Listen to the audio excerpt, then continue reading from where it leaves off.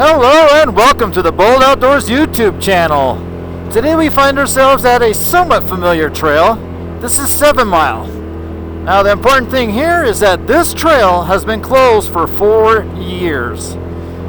The Cameron Peak fire was in August 2020 and it carried on well into October and November of 2020, and it came down through this area, and this particular trail is one of only a handful that remained closed that entire time, and it just reopened last Friday.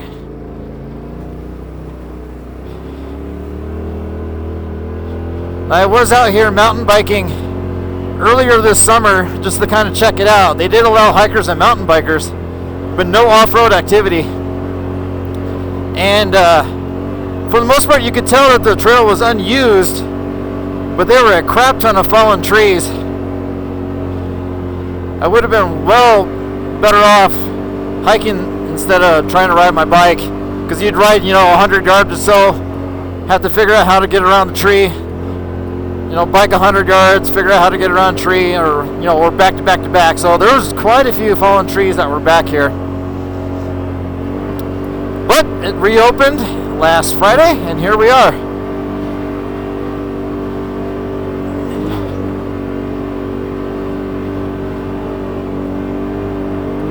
The cool thing about 7mile is that it's relatively close to Fort Collins and Loveland. So if you want to do a quick trip, rip the trails really fast and be back home, it's a really good trail to do that. It does get really crowded later on in the day. So like me, what time is it? 7-11 right now, that's kind of my method of operation, is to get in, get out before the crowds show up.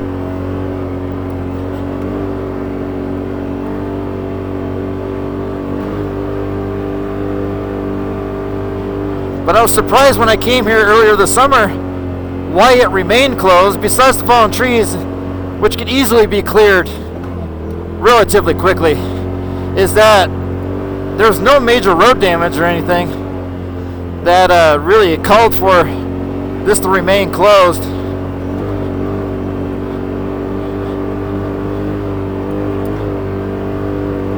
So it's really tough to say the theory behind why they kept it closed.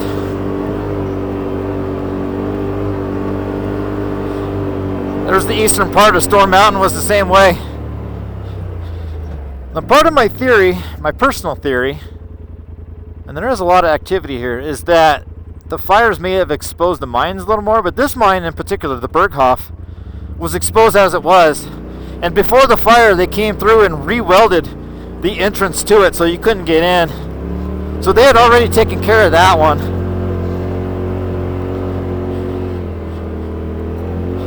The next mine a little bit further up, the Monte Cristo, was the same way. It was more or less welded up and partially collapsed, so you couldn't get in anyway, and it wasn't really surrounded by trees for the most part that would have allowed access. So that was a couple of my theories, is that it allowed more mine access. The American mine is on private property. The other ones are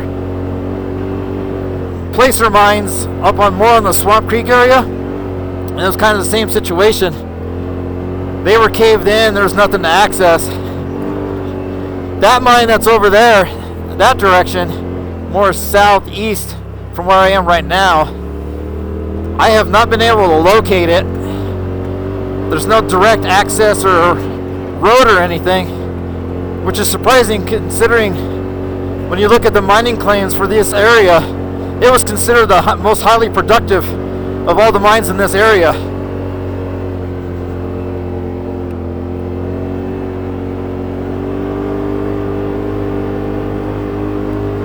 So I already got some campers back here, that's cool. So again, I've always enjoyed this trail. It isn't particularly difficult or anything like that. It's basically a dirt road that's a little bit rougher than what you might be used to, but nothing difficult. You can carry, especially in the side-by-side, you can carry quite a bit of speed on this trail.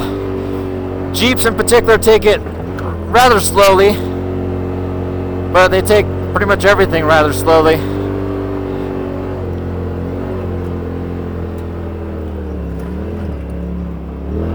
So the Monte Cristo is up that way. No real fire activity.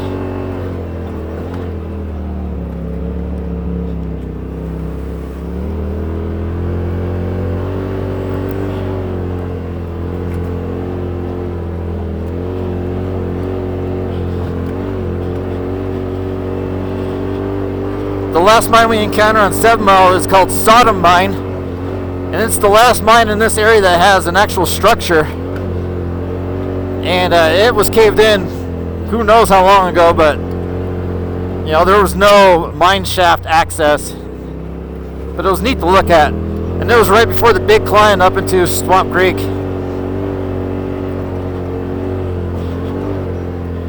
It's cool that this trail reopened just as the aspen leaves started to change. That's neat.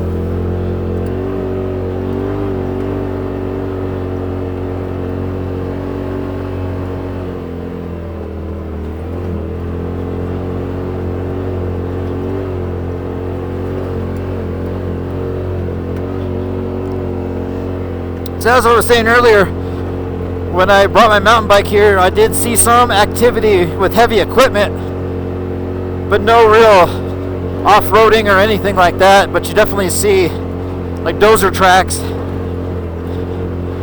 But I didn't really see any evidence that they were trying to change the trail in any way. Possibly just pushing debris or whatnot to the side.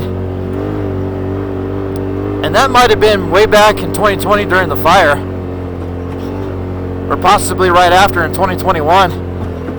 But you can definitely tell there was no activity on this trail for a very, very long time.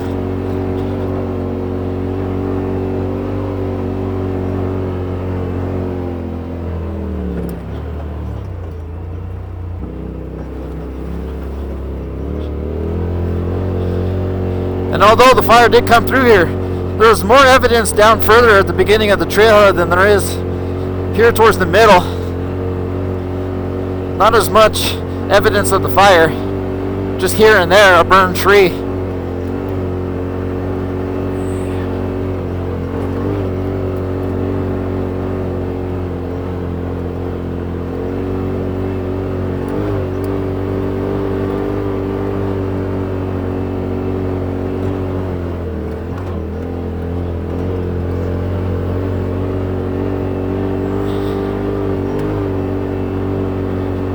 This section was normally the rockier part of the trail, and I would say given the time that vehicles have been away, it seems to have gotten smoother. There's more, you know, I don't know what you would call that, maybe whoop-de-doos, a little bit more of that, but this area is definitely smoother than the more exposed rocks that we had before. Because we're almost to the turnoff for the winter challenge, and also for the Sodom mine. It's really cool with the sun peeking out over there.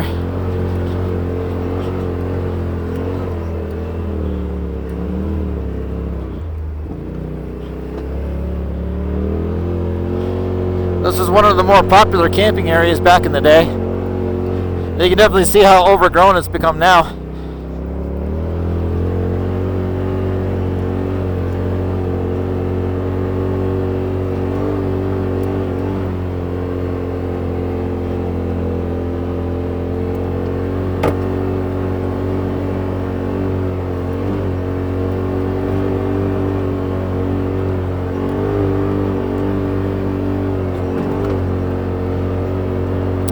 overgrown it is here in the middle of the trail.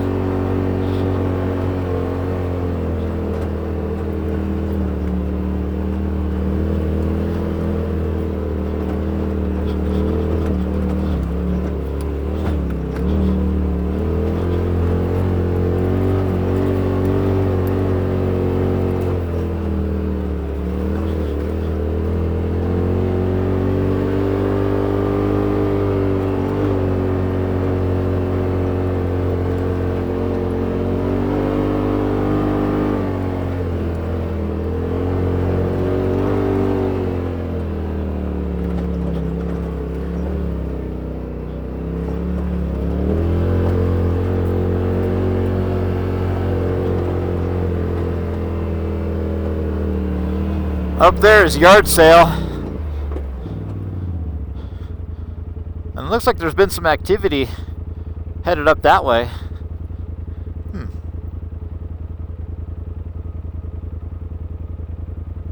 Interesting.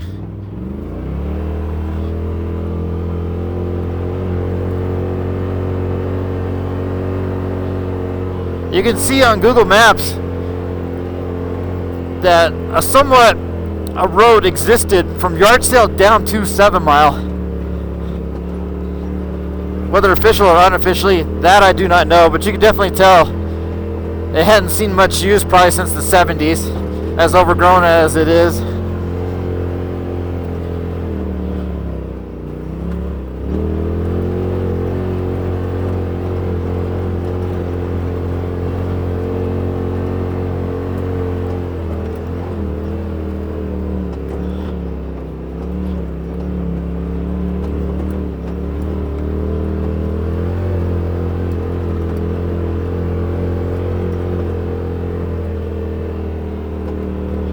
Now this part's a little bit rockier, still smoother than it was.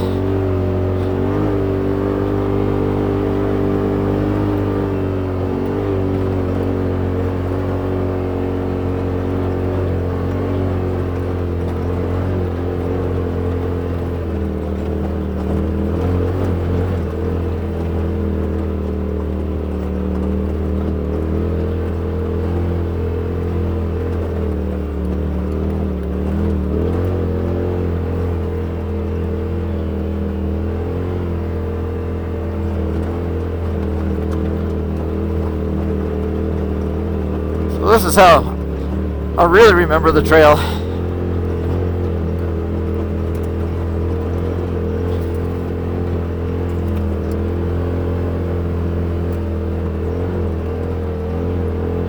But still not nearly as bumpy as if, say, you're in a Jeep.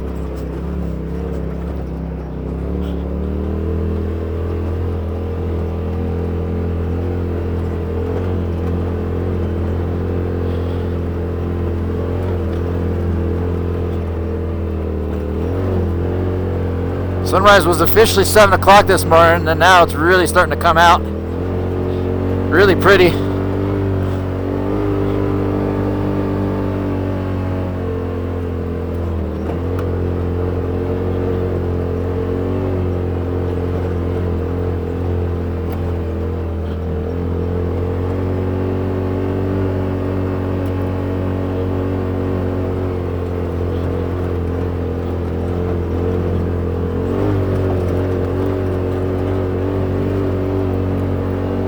So here's the turnoff for a winter challenge.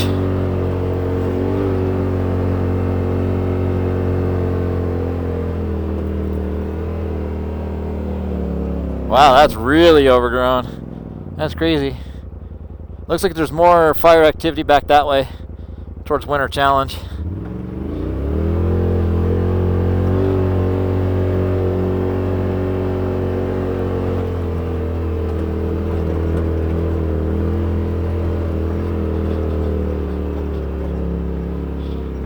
Here's the, not the Berghoff, this is the sauna mine with the structure removed.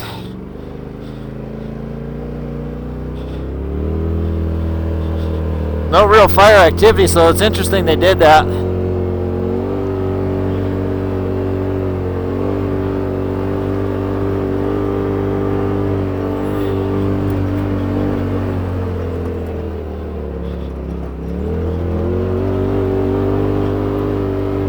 This part of the trail was relatively smooth.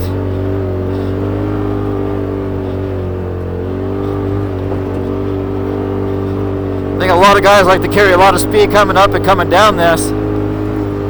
And with no activity the last 4 years,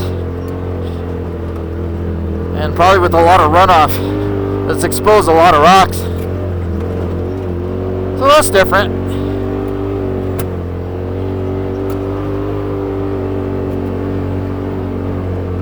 Haven't encountered any fallen trees yet. So somebody obviously came through and cleared them. I didn't see any posts or anything asking for volunteers.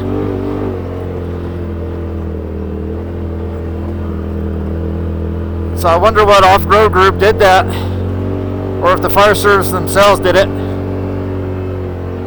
A lot of the fire activity here. I haven't been through to Swamp Creek either since the fire. I figured with 7 Mile closed, it wasn't necessarily worth it just to come just for Swamp Creek. When the two are combined, they're a fun network of trails. But if you just have one or the other, I wouldn't necessarily come all this way just to do it.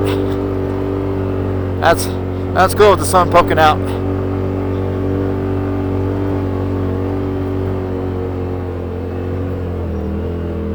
It's surprisingly warmer here than it was at home. It was 42 degrees in my house and it's currently 52 here. Oh cool, got some elk.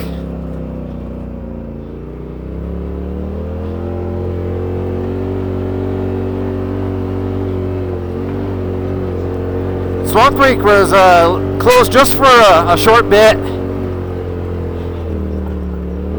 I don't recall exactly when it reopened, but it definitely reopened by spring of 2021, if not by winter of 2020. So the animals in this area are somewhat used to people on off-road activity.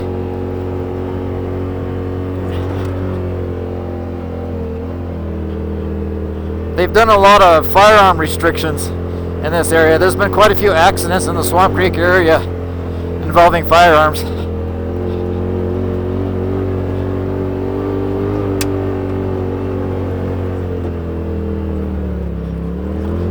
And you can definitely see why accidents do occur. There's kind of a spaghetti bowl of off-road trails and a lot of dispersed camping, so it's really easy to think you're shooting into nothing, and there can be a person relatively close by. So there are quite a few accidents, and two relatively close, like within like a week of each other.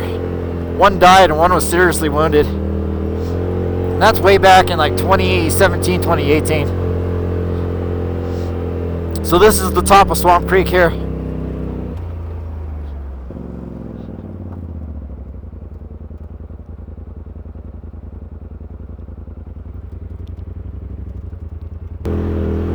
So here we are on Swamp Creek, and this is the section of the trail we usually call Racetrack, and it is surprisingly rutted. A lot of runoff of carved, deep grooves in this trail. Very surprised to see that, considering this has been open basically the whole time.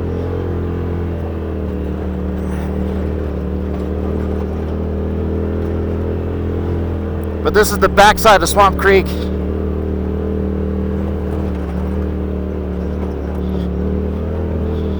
A lot of exposed rocks.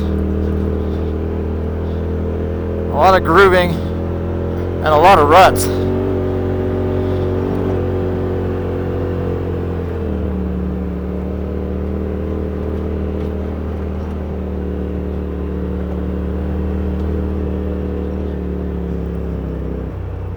Now that heads back towards the main parking area.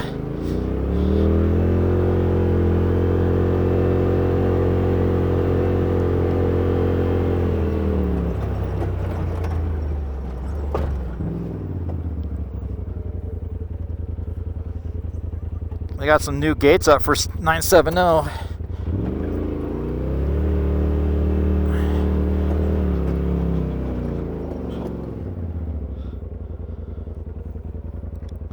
So normally, you know, side-by-sides, ATVs, and even Jeeps for that matter, they could go up a little bit further until the actual gates, but they've moved them further down now for the 970.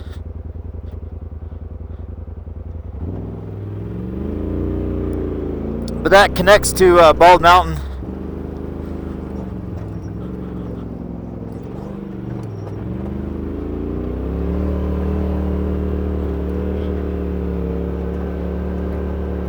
So dirt bike only.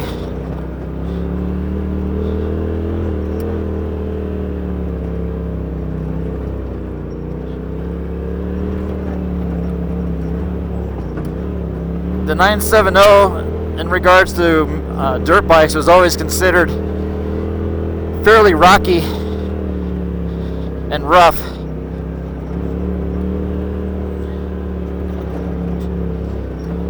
And fallen trees as well. And obviously a lot of dirt bikes don't carry chainsaws.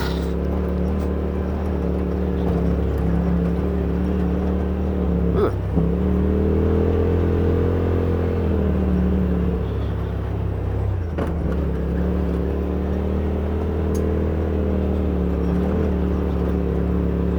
So again, I'm surprised how rough it is back here. Normally this is a somewhat smooth network of trails back here on the racetrack.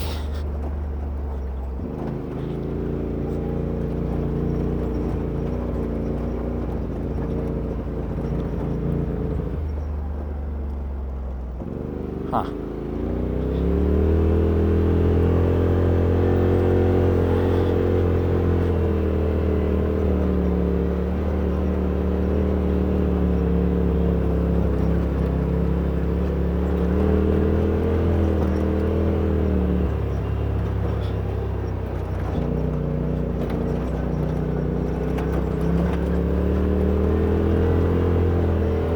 And we're just taking it easy today. I just wanted to come up and check it out.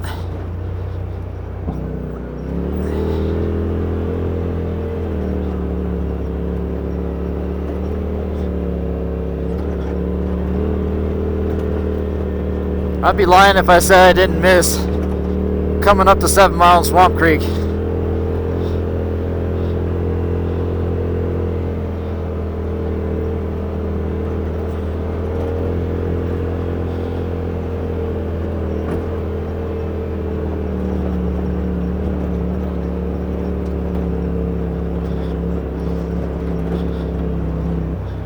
It's a great group of trails if you just want to get away for the morning and then have the rest of your day open for whatever else, and come up early and avoid the traffic and the people. It's fantastic.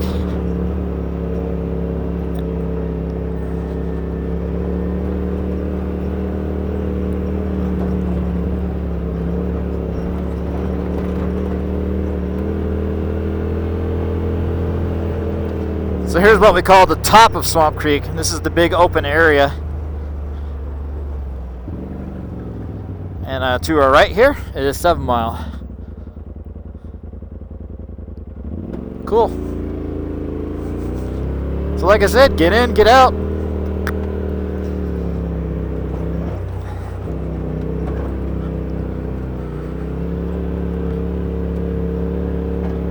So thanks for coming along as I rediscover 7 Mile. Really cool. Very happy that they reopened it. And hope everyone has a good day and rides safe. This has been Bullet Outdoors. If you like what I do, please subscribe. If you like this video, give it a thumbs up. And I'll catch you guys next time. Peace.